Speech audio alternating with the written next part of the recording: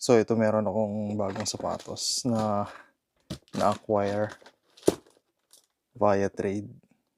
Tinrade 'to sa A6 Senna, yung McLaren Honda na colorway. Bagong labas lang, mga last year lang, 2024 December.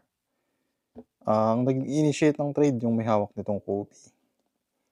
So yan, brand new din naman siya, kaya lang ang problema may yellowing siya. Hindi ko alam kung kita dito sa camera, pero meron siyang yellowing.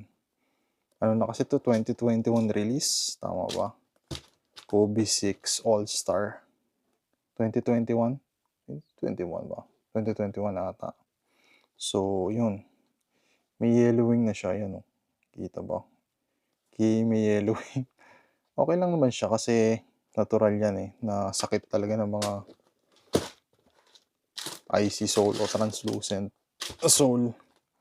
In time, naninilaw at naninilaw. Although may mga remedies naman dyan kung marunong ka. And pwede din paayos sa labas. Kaya lang, gastos ka pa. Problema lang talaga pagka medyo maselan yung bibili. Kasi de-declare mo as brand new. Kahit alam nila na natural yung yellowing, syempre, i-demand nila sa pawas presyo, ganyan. Pero okay pa yan, goods na goods pa yan. If i-out mo naman sa alias, magpo-fall siya under new with defects kasi nga may yellowing. Tapos baka mamaya hanapan pa ng mga ano yan, chipping o ano. Wala naman siyang sole set, wala naman.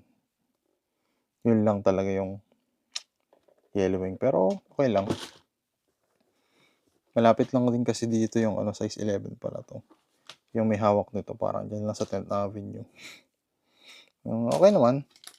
Maganda talaga deal yung mga end user kasi mahaba ang kwentuhan, parang isang oras yata mahigit ang kwentuhan eh. Puro sapatos, tungkol sa sapatos. Kasi itong isa, ito hawak ko na to eh. Kobe din to. Yung bagong labas. Eggplant. Out ko na rin siya. Via alias lang. Break-even lang kasi pasadsad ang presyo eh. Nagkukumahog na yung mga may hawak mag-out eh. Below SRP nakabentahan. Yun, natataranta na. Pero maganda naman siya. Yun lang talaga, ewan ko. Hindi siya kinagat.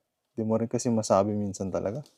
Sa panahon ngayon, yung presyo ng mga sapatos napaka-volatile.